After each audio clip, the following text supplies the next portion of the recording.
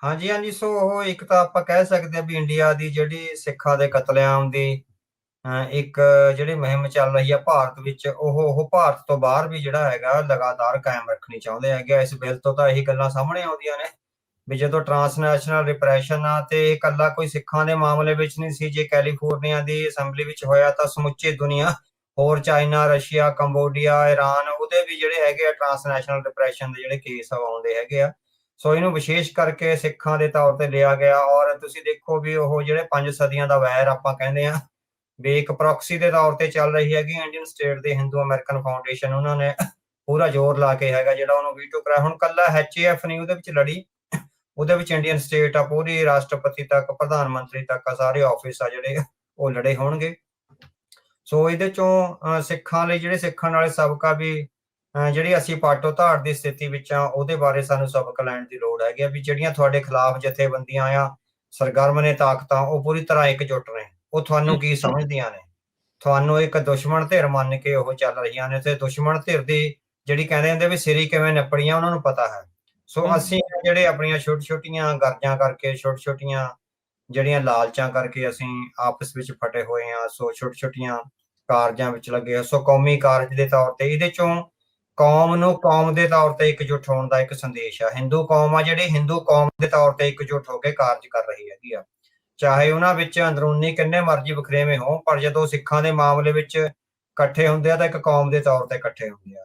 ਸੋ ਸਾਡੇ ਵਿੱਚ ਵੀ ਇਹ ਚਾਹੀਦਾ ਹੈਗਾ ਵੀ ਸਾਡੇ 'ਚ ਧਾਰਮਿਕ ਤੌਰ ਤੇ ਮਰਿਆਦਾ ਦੇ ਜਾਂ ਨਿਤਨੇਮ ਦੇ ਜਿੰਨੇ ਮਰਜ਼ੀ ਜਾਂ ਹੋਰ ਰਾਜਨੀਤਿਕ ਜਿੰਨੇ ਮਰਜ਼ੀ ਵਖਰੇਵੇਂ ਹੋਣ, ਪਰ ਜਦੋਂ ਅਸੀਂ ਆਪਣੇ ਦੁਸ਼ਮਣ ਨਾਲ ਸਿੱਝਣਾ ਉਸ ਵੇਲੇ ਸਾਨੂੰ ਜਿਹੜਾ ਹੈਗਾ ਪੂਰੀ ਇਕਜੁੱਟਤਾ ਨਾਲ ਅੱਗੇ ਕਾਰਜ ਕਰਨਾ ਚਾਹੀਦਾ। ਸੋ ਜਿਹੜਾ ਗਵਰਨਰ ਨਿਊਸਮ ਦਾ ਆ ਪਿਛਲੇ ਸਾਲ ਜਦੋਂ ਜਦੋਂ ਸੈਕਰਾਮੈਂਟੋ ਬੇ ਨੇ ਇੱਕ ਸਟੋਰੀ ਕੱਢੀ ਸੀ HAF ਬਾਰੇ ਨਾ, ਉਹਨਾਂ ਦਿਨਾਂ ਵਿੱਚ ਹੀ ਇੱਕ ਮੰਥਲੀ ਮੈਗਜ਼ੀਨ ਹੈਗਾ, ਮੇਰਾ ਖਿਆਲ ਜੇ ਮੈਂ ਗਲਤ ਨਾ ਹੋਵਾਂ ਆਬਜ਼ਰਵਰ ਸੀ ਜਾਂ ਕੋਈ ਸੀ, ਉਹਦੇ ਵਿੱਚ ਇਹ ਪੂਰੀ ਸਟੋਰੀ ਛਪੀ ਸੀ ਵੀ ਇੰਡੀਅਨ ਸਟੇਟ ਰਾਹੀਂ ਜਿਹੜੀ HAF ਹੈਗੀ ਆ ਉਹ ਕਿੱਦਾਂ ਗਵਰਨਰ ਨੂੰ ਉਹ ਕਰ ਰਹੀ ਹੈਗੀ ਆ, ਪ੍ਰਭਾਵਿਤ ਕਰ ਰਹੀ ਹੈ। ਕਿ ਪਿਛਲੇ ਸਾਲ ਦੇ ਇੱਕ ਅੰਕ ਵਿੱਚ ਮੇਰੇ ਕੋਲ ਪਿਆ ਹੋਏਗਾ ਉਹ ਨਾ, ਉਹ ਅਖਬਾਰ ਨਹੀਂ ਹੈਗਾ, ਜਿੱਦਾਂ ਜਿਹੜੇ ਜਿਹੜੇ ਗੰਭੀਰ ਨਿਊਜ਼ ਜਰਨਲ ਹੁੰਦੇ ਆ ਉਹ ਸੀ, ਉਹਦੇ ਵਿੱਚ ਉਹ ਸਟੋਰੀ ਆ ਜਿਹੜੀ ਕਾਫੀ ਵੱਡੀ ਆ ਛਪੀ ਸੀਗੀ।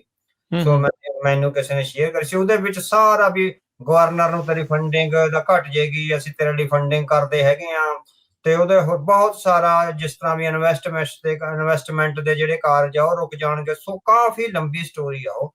ਸੋ ਉਹ ਸਟੋਰੀ ਦੇ ਆਧਾਰ ਤੇ ਆਪਾਂ ਕਹਿ ਸਕਦੇ ਹਾਂ ਵੀ ਪਿਛਲੇ 1 ਸਾਲ ਤੋਂ ਉਹ ਲੱਗੇ ਹੋਏ ਸੀ ਤੇ ਉਹਨਾਂ ਨੂੰ ਪਤਾ ਸੀ, ਮਨ ਲੱਗਦੀ ਨਾ ਇਹ ਸਾਰਾ ਕੁਝ ਵੀ ਅਸੈਂਬਲੀ ਵਿੱਚ ਪਾਸ ਹੋ ਜਾਣਾ। ਆਪਾਂ ਨੇ ਫਿਰ ਅਸੈਂਬਲੀ ਤੋਂ ਉੱਪਰ ਜਾ ਕੇ ਉਸੇ ਕਰਕੇ ਉਹ ਪਿਛਲੇ 1 ਸਾਲ ਤੋਂ ਗਵਰਨਰ ਨਾਲ ਸਿੱਧੇ ਸੰਪਰਕ ਵਿੱਚ ਸੀਗੇ। ਸੋ ਅੱਜ ਗਵਰਨਰ ਨੇ ਉਹਨਾਂ ਦਾ ਜਿਹੜਾ ਸੰਪਰਕ ਦਾ ਆਪਾਂ ਕਹਿ ਸਕਦੇ ਵੀ ਸਿਲਾ ਦਿੱਤਾ ਔਰ ਉਹਨਾਂ ਦੀ ਗੱਲ ਮੰਨੀ ਆ ਤੇ ਉਹਨੂੰ ਜਿਹੜਾ ਵੀਟੋ ਕਰ ਦਿੱਤਾ ਹੋਇਆ। ਸੋ ਪਰ ਘਬਰਾਉਣ ਦੀ ਲੋੜ ਨਹੀਂ ਹੈਗੀ, ਸਿੱਖਾਂ ਲਈ ਲਗਾਤਾਰ ਸੰਘਰਸ਼ ਰਹੇ ਹੈਗੇ ਆ, ਸਿੱਖ ਕਦਮ ਦਰ ਕਦਮ ਸੰਘਰਸ਼ ਲੜਦੇ ਆ। ਸੋ ਇਸ ਇਹੀ ਜਿਹੀ ਲੜਾਈ ਵਿੱਚ 2 ਕਦਮ ਪਿੱਛੇ 2 ਕਦਮ ਅੱਗੇ ਆ। ਦੁਬਾਰੇ ਹੰਭਲਾ ਮਾਰੋ, ਕੌਮੀ ਜਜ਼ਬੇ ਦਾ ਪ੍ਰਗਟਾਵਾ ਕਰੋ। ਜੇ ਕਿ ਇਹ ਨਹੀਂ ਵੀ ਹੁੰਦਾ ਤਾਂ ਘੱਟੋ ਘੱਟ ਇੱਕ ਵੱਡੀ ਪਾਰਲੀਮੈਂਟ ਜਾਂ ਵੱਡੀ ਅਸੈਂਬਲੀ ਵਿੱਚ ਇਹ ਰੈਕਗਨਾਈਜ਼ ਤਾਂ ਹੋਇਆ ਵੀ ਟਰਾਂਸਨੈਸ਼ਨਲ ਰਿਪਰੈਸ਼ਨ ਹੈ ਜਿਹੜਾ ਹੋ ਰਿਹਾ ਹੈਗਾ ਸਿੱਖਾਂ ਦੇ ਖਿਲਾਫ ਆ ਜਿਹੜਾ ਹੋ ਰਿਹਾ।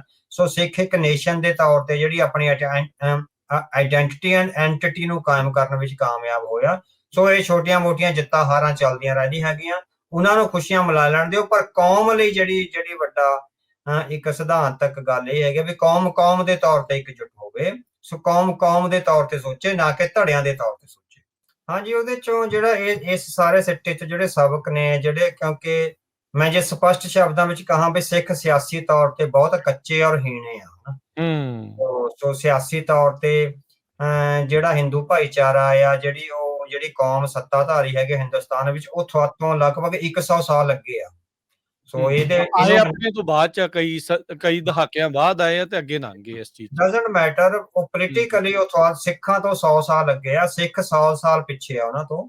ਸੋ ਇਹ ਤੁਹਾਨੂੰ ਮੰਨ ਲੈਣਾ ਚਾਹੀਦਾ ਵੀ you are not politically sound, Sikh as a nation are not politically sound. ਆਪਣੀਆਂ ਗਲਤੀਆਂ ਔਰ ਕਮਜ਼ੋਰੀਆਂ ਨੂੰ ਮੰਨੋ। ਹਾਲਾਂਕਿ ਸਾਡੇ ਵਿੱਚ ਇਹ ਹੈਗਾ ਵੀ ਜਿਹੜਾ ਗੁਰਦੁਆਰੇ ਦਾ ਪ੍ਰਧਾਨ ਬਣ ਗਿਆ ਉਹ ਸਮਝਦਾ ਵੀ ਜਿੰਨੀ ਰਾਜਨੀਤੀ ਦਾ ਮੈਨੂੰ ਪਤਾ ਉਹ ਕਿਸੇ ਨੂੰ ਨਹੀਂ ਪਤਾ। ਸੋ ਤੁਸੀਂ 100 ਸਾਲ ਪਿੱਛੇ ਚੱਲ ਰਹੇ ਹੋ। ਇਹ ਜਿੰਨੀ ਛੇਤੀ ਤੁਸੀਂ ਇਹ ਜਿਹੜੀ ਆਪਣੀ ਗਲਤੀ ਹੈਗੀ ਆ ਜਾਂ ਕਮਜ਼ੋਰੀ ਆ ਉਹਨੂੰ ਮੰਨ ਲਓਗੇ, ਹਨਾ, ਉਹਨੂੰ ਬਾਅਦ ਤੋਂ ਠੀਕ ਕਰਨ ਵਾਲੀ ਗੱਲ ਤਾਂ ਬਾਅਦ ਦੀ ਹੈ ਵੀ ਅਸੀਂ ਉਹਨਾਂ ਦੇ ਬਰਾਬਰ ਕਿੱਦਾਂ ਹੋਣਾ। ਤੁਸੀਂ ਗਲਤੀ ਤਾਂ ਘੱਟੋ ਘੱਟ ਮੰਨ ਲਓ ਨਾ ਵੀ ਅਸੀਂ 100 ਸਾਲ ਪਿੱਛੇ ਉਹਨਾਂ ਤੋਂ ਚੱਲ ਰਹੇ ਹਾਂ। They are very intelligent, they are very political sound, ਦੇ ਗਾਟ ਵੈਲ ਕਨੈਕਸ਼ਨਸ। ਸੋ ਉਹਨਾਂ ਵਰਗੇ ਕਨੈਕਸ਼ਨ, ਉਹਨਾਂ ਵਰਗੀ ਪੋਲੀਟੀਕਲ ਸਾਊਂਡਨੈਸ ਆਪਣੇ ਨੇਸ਼ਨ ਲਈ ਉਹ ਕਿੱਥੋਂ ਤੱਕ ਜਾ ਸਕਦੀ ਹੈ, ਤੇ ਕੀ ਸਿੱਖ ਆਪਣੇ ਨੇਸ਼ਨ ਲਈ ਇੱਥੋਂ ਤੱਕ ਜਾ ਸਕਦੇ ਆ। ਇਹ ਸਿੱਖਾਂ ਨੂੰ ਹੁਣ ਆਪਣੇ ਅੰਦਰ ਝਾਤੀ ਮਾਰਨ ਦੀ ਲੋੜ ਆ। ਆਇਆ ਅਸੀਂ ਛੋਟੀ ਛੋਟੀਆਂ ਸੰਸਥਾਵਾਂ ਬਣਾ ਕੇ 5 4 ਬੰਦਿਆਂ ਦੀਆਂ ਸੰਸਥਾਵਾਂ, ਇਹੀ ਕੁਝ ਪੰਜਾਬ 'ਚ ਚੱਲ ਰਿਹਾ, ਇਹੀ ਕੁਝ ਪੰਜਾਬ ਤੋਂ ਬਾਹਰ ਚੱਲ ਰਿਹਾ। ਮੇਰੇ ਖਿਆਲ ਪੰਜਾਬ 'ਚ ਜੇ ਗਿਣਿਆ ਜਾਵੇ ਇਸ ਵੇਲੇ 1 ਲੱਖ ਤੋਂ ਜ਼ਿਆਦਾ ਸਿੱਖ ਸੰਸਥਾਵਾਂ ਹੋਣਗੀਆਂ, ਔਰ ਜਿਹਦੇ 3 ਤੋਂ 4 ਮੈਂਬਰ ਆ ਉਹੀ ਅਹੁਦੇਦਾਰ ਨੇ, 5ਵਾਂ ਮੈਂਬਰ ਨਹੀਂ ਉਹਨਾਂ ਕੋਲ ਹੈਗਾ। ਸੋ ਸਾਨੂੰ ਪੋਲੀਟੀਕਲੀ ਹਿਸਟੋਰੀਕਲੀ ਸਾਊਂਡ ਹੋਣ ਦੀ ਲੋੜ ਹੈਗੀ ਆ। ਸਾਡੇ ਕੋਲ ਸਟੇਟਸਮੈਨ ਔਰ ਡਿਪਲੋਮੈਟਸ ਦੀ ਕਮੀ ਹੈਗੀ ਆ। ਸੋ ਅਸੀਂ ਬਹੁਤ ਇੱਕ ਪਹਿਲਾਂ ਹੀ ਹਾਰੀ ਹੋਈ ਲੜਾਈ ਹੈ ਜਿਹੜੀ ਉਹ ਲੜਦੇ ਹੈਗੇ ਆ। ਸੋ ਬੜੀ ਕਮਜ਼ੋਰੀ ਨਾਲ ਤੇ ਇੱਕ ਤਰ੍ਹਾਂ ਨਾਲ ਵੀਕਨੈਸਿਸ ਨਾਲ ਸਾਡੀਆਂ ਜਿਹੜੀਆਂ ਭਰੀਆਂ ਹੋਈਆਂ, ਸੋ ਇਨਹੈਰਿਟਡ ਵੀਕਨੈਸਿਸ ਆ ਕੌਮ ਵਿੱਚ, ਉਹ 100 ਸਾਲ ਤੋਂ ਚੱਲ ਰਹੀਆਂ ਨੇ। ਸੋ ਉਹਨਾਂ ਇਨਹੈਰਿਟਡ ਵੀਕਨੈਸ ਨੂੰ ਓਵਰਕਮ ਕਰਨ ਲਈ ਸਾਨੂੰ ਸਿਰ ਜੋੜਨੇ ਪੈਣਗੇ, ਤਾਂ ਹੀ ਅਸੀਂ ਜਿਹੜੀ ਸਿਆਸੀ ਜਿਹੜੀ ਜੰਗ ਹੈਗੀ ਆ ਉਹਨੂੰ ਜਿੱਤ ਸਕਦੇ। ਨਹੀਂ ਜੀ ਨਹੀਂ, ਉਹਦੇ ਚੋਂ ਇਹ ਹੈਗਾ ਵੀ ਸਿੱਖ ਕੌਮ ਵਿੱਚ ਇਹ ਅਵੇਅਰਨੈਸ ਹੀ ਨਹੀਂ ਹੈਗੀ ਵੀ ਸਾਨੂੰ ਇੱਕ ਥਿੰਕ ਟੈਂਕ ਜਾਂ ਸਟੇਟਸਮੈਨ ਜਾਂ ਸਾਨੂੰ ਵੱਡੇ ਵਿਦਵਾਨਾਂ ਦੀ ਲੋੜ ਹੈਗੀ। ਉਹਨਾਂ ਨੂੰ ਲੱਗਦਾ ਵੀ ਇਹ ਤਾਂ ਐਵੇਂ ਗੱਲਾਂ ਮਾਰਨ ਵਾਲੀ ਕਲਰਕੀ ਵਾਲੀਆਂ ਗੱਲਾਂ ਨੇ, ਵੀ ਜਿਹੜਾ ਬੰਦਾ ਪੋਲਿਟਿਕਸ ਵਿੱਚ ਮੂਹਰੇ ਆ ਗਿਆ, ਵੀ ਜਿਹੜਾ ਲੀਡਰ ਆ, ਉਹ ਬਸ ਜੋ ਕੁਝ ਮੈਨੂੰ ਪਤਾ ਉਹ ਹੋਰ ਕਿਸੇ ਨੂੰ ਨਹੀਂ ਪਤਾ। ਸੋ ਇਹ ਸਾਨੂੰ ਇਹ ਅਹਿਸਾਸ ਹੀ ਨਹੀਂ ਹੈਗਾ ਵੀ ਰਿਸਰਚ ਸੈਂਟਰਾਂ ਦੀ, ਵਿਦਵਾਨਾਂ ਦੀ ਔਰ ਜਿਹੜੇ ਥਿੰਕ ਟੈਂਕ ਆ ਉਹਨਾਂ ਦੀ ਕਿੰਨੀ ਵੱਡੀ ਲੋੜ ਹੁੰਦੀ ਹੈ। ਅਸੀਂ ਹਾਲੇ ਤੱਕ ਲੋੜ ਮਹਿਸੂਸ ਹੀ ਨਹੀਂ ਕੀਤੀ ਸਿੱਖਾਂ ਨੇ ਐਜ਼ ਏ ਕੌਮ ਦੇ ਤੌਰ ਤੇ। ਸੋ ਜਿਹੜਾ ਬਾਅਦ ਚੋਂ ਜਿਹੜੀ ਸਰਗਰਮੀ ਆ ਸਿਰਫ ਵੀ ਜਲਸੇ ਜਲੂਸ ਕਰ ਲਏ, ਝੰਡੇ ਲਹਿਰਾ ਲਏ, ਨਾਅਰੇ ਮਾਰ ਲਏ, ਸੋ ਇਹ ਸੈਕੰਡਰੀ ਆ, ਟਰਸ਼ਰੀ ਹੁੰਦੀ ਆ ਉਸ ਪੋਲੀਟੀਕਲ ਗੇਮ ਪਲਾਨ ਦਾ ਨਾ ਦੂਜਾ ਜਾਂ ਤੀਜੇ ਦਰਜੇ ਦੀ ਸਰਗਰਮੀ ਹੁੰਦੀ ਆ। ਅਸੀਂ ਤੀਜੇ ਦਰਜੇ ਵਾਲੀ ਸਰਗਰਮੀ ਨੂੰ ਪਹਿਲੇ ਦਰਜੇ ਦੀ ਸਰਗਰਮੀ ਵਿੱਚੋਂ ਕਰ ਰਹੇ ਹੈਗੇ। ਸੋ ਜਦੋਂ ਤੱਕ ਅਸੀਂ ਕੌਮ ਦੀ ਇਤਿਹਾਸਕਾਰੀ ਨਹੀਂ ਕਰਦੇ, ਕੌਮ ਦੀ ਸਿਧਾਂਤਕ ਇਤਿਹਾਸਕਾਰੀ ਨਹੀਂ ਕਰਦੇ, ਲੈਂਗੁਏਜ ਦੀ, ਰਿਲੀਜਨ ਦੀ, ਰਿਲੀਜੀਅਸ ਜਿਹੜੀਆਂ ਕੌਨਫਲਿਕਟਸ ਆ ਉਹਨਾਂ ਦੀ ਐਥਨਿਕ ਗਰੁੱਪਸ ਇਨ ਕੌਨਫਲਿਕਟ, ਜਿਹੜੇ ਦੋ ਐਥਨਿਕ ਗਰੁੱਪਸ ਜਦੋਂ ਕੌਨਫਲਿਕਟ ਵਿੱਚ ਹੁੰਦੇ ਆ ਉਹਨਾਂ ਦੇ ਕੀ ਮੈਰਿਟਸ ਐਂਡ ਡੀਮੈਰਿਟਸ ਆ, ਜਿਹੜਾ ਐਥਨਿਕ ਗਰੁੱਪ ਰਾਜ ਕਰ ਰਿਹਾ ਹੈ ਉਹਦੀ ਕਿਸ ਤਰ੍ਹਾਂ ਦੀ ਰਾਜਨੀਤੀ ਹੁੰਦੀ ਆ, ਜਿਹੜਾ ਉਸ ਰਾਜ ਦੇ ਦਾਅਵੇ ਥੱਲੇ ਰਹਿ ਰਿਹਾ ਉਹਦੀ ਕਿਸ ਤਰ੍ਹਾਂ ਦੀ ਰਾਜਨੀਤੀ ਹੁੰਦੀ ਹੈ। ਜਦੋਂ ਤੱਕ ਸਾਨੂੰ ਇਹ ਸਾਰੀਆਂ ਗੱਲਾਂ ਦੀ ਸਮਝ ਨਹੀਂ ਹੈਗੀ ਉਦੋਂ ਤੱਕ ਅਸੀਂ ਇਸ ਤਰ੍ਹਾਂ ਦੇ ਜਿਹੜੇ ਝਟਕੇ ਆ ਸਾਨੂੰ ਲਗਾਤਾਰ ਲੱਗਦੇ ਰਹਿਣਗੇ। ਸੋ ਜਦੋਂ ਤੱਕ ਜਿਹੜੇ ਕੌਮ ਦੇ ਸੂਝਵਾਨ ਸੱਜਣ ਜਿਹੜੇ ਇਸ ਪ੍ਰੋਗਰਾਮ ਨੂੰ ਸੁਣ ਰਹੇ ਆ, ਅਸੀਂ ਉਹਨਾਂ ਰਾਹੀਂ ਅਪੀਲ ਕਰਦੇ ਹੈਗੇ ਆ ਵੀ ਜਿਹੜਾ ਹੈਗਾ ਕੌਮ ਦੇ ਥਿੰਕ ਟੈਂਕ, ਕੌਮ ਦੇ ਰਿਸਰਚ ਸੈਂਟਰਸ ਔਰ ਕੌਮ ਦੇ ਵਿਦਵਾਨ ਆ, ਜੇ ਤੁਸੀਂ ਨਾ ਸਾਂਭੇ ਤਾਂ ਤੁਸੀਂ ਜੇ ਅੱਜ ਨਾ ਹਾਰੇ ਤਾਂ ਕੱਲ ਹਾਰ ਜੂਗੇ, ਕੱਲ ਨਾ ਹਾਰੇ ਤਾਂ 100 ਸਾਲ ਨੂੰ ਜਾਂ 500 ਸਾਲ ਨੂੰ ਹਾਰ ਜੂਗੇ। ਸੋ ਜਿਹੜਾ ਹਾਲ ਸਾਡਾ 1849 ਤੋਂ ਬਾਅਦ ਹੋਇਆ ਉਹੀ ਗੱਲ ਉਦੋਂ ਵੀ ਇਹੀ ਹੋਇਆ ਨਾ ਕਿ ਮਹਾਰਾਜਾ ਸਾਹਿਬ ਦੀ ਚੰਗੀ ਵਿਜ਼ਨ ਦੇ ਬਾਵਜੂਦ ਵੀ ਮਹਾਰਾਜਾ ਸਾਹਿਬ ਕੋਲ ਜਾਂ ਉਹ ਟਾਈਮ ਨਹੀਂ ਸੀ ਜਾਂ ਉਹਨੇ ਕੋਈ ਜਿੱਦਾਂ ਆਪਾਂ ਕਹਿੰਦੇ ਆਰਗੇਨਾਈਜੇਸ਼ਨ ਨਹੀਂ ਸੀ। ਮਹਾਰਾਜਾ ਸਾਹਿਬ ਸਿੱਖਾਂ ਦੀ ਐਜ਼ ਏ ਨੇਸ਼ਨ ਵਿਜ਼ਨ ਨੂੰ ਜਿਹੜਾ ਵੀ ਆਰਗੇਨਾਈਜ਼ ਕਰ ਸਕਦੇ ਔਰ ਉਹਨੂੰ ਇੰਸਟੀਟਿਊਸ਼ਨਲਾਈਜ਼ ਕਰ ਸਕਦੇ।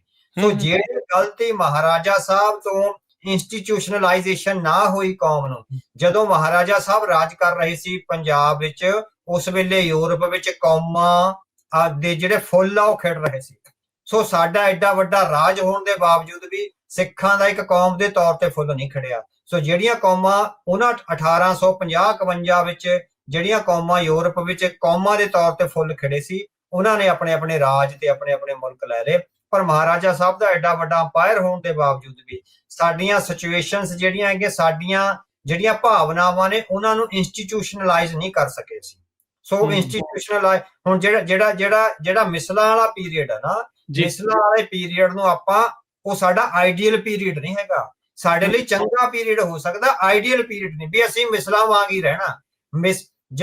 ਜਿਹੜੀ ਕੌਮ ਆ, ਕੌਮ ਨੂੰ ਇੱਕ ਕੌਮ ਦੇ ਤੌਰ ਤੇ, ਇੱਕ ਯੂਨਿਟ ਦੇ ਤੌਰ ਤੇ ਸੰਗਠਿਤ ਕਰਨਾ ਸਾਡੀ ਜ਼ਰੂਰਤ ਹੈ ਇਸ ਵੇਲੇ ਦੀ, ਹਨਾ। ਸੋ ਮਿਸਲਾਂ 12 15 ਜਾਂ ਜਿੰਨੀਆਂ ਵੀ ਹੋਣਗੀਆਂ, ਛੋਟੇ ਛੋਟੇ ਗਰੁੱਪਾਂ ਵਿੱਚ ਜਿੰਨਾ ਤੁਸੀਂ ਰਹੋਗੇ, ਜਿਹੜਾ ਦੁਸ਼ਮਣ ਆ ਤੁਹਾਨੂੰ ਵਾਕਈ ਛੋਟੇ ਛੋਟੇ ਗਰੁੱਪਾਂ ਵਿੱਚ ਪਾੜ ਕੇ ਤੁਹਾਡੀ ਤਬਾਹੀ ਕਰ ਰਿਹਾ। ਉਹ ਤੁਹਾਨੂੰ ਕੁੱਟ ਜਿਹੜਾ ਹੈਗਾ ਉਹ ਇੱਕ ਤਰ੍ਹਾਂ ਨਾਲ ਵਖਰੇਵਿਆਂ ਵਿੱਚ ਰੱਖ ਕੇ ਔਰ ਗੁੱਟਾਂ ਵਿੱਚ ਵੰਡ ਕੇ ਕੁੱਟ ਰਿਹਾ। ਜਦੋਂ ਤੱਕ ਤੁਸੀਂ ਕੁੱਟ ਰਿਹਾ ਬੇਸਿਕਲੀ, ਹਾਂਜੀ, ਖਿਡਾ ਕੇ ਕੁੱਟ, ਜਿਹੜਾ ਇਟ ਮੀਨਸ ਮਿਸਲਾਂ ਵਾਲੇ ਪੀਰੀਅਡ ਨੂੰ ਜੇ ਅੱਜ ਆਪਾਂ ਆਈਡੀਅਲ ਪੀਰੀਅਡ ਕਹਿੰਦੇ, ਉਹ ਉਸ ਵੇਲੇ ਦੇ ਇਤਿਹਾਸ ਦੀ ਜ਼ਰੂਰਤ ਸੀ। ਉਸ ਵੇਲੇ ਦੇ ਇਤਿਹਾਸ ਦੀ ਜ਼ਰੂਰਤ ਨੂੰ, ਉਸ ਭਾਵਨਾ ਨੂੰ ਅੱਜ ਦੀ ਸਥਿਤੀ ਵਿੱਚ ਆਪਾਂ ਹੂਬਹੂ ਲਾਗੂ ਨਹੀਂ ਕਰ ਸਕਦੇ।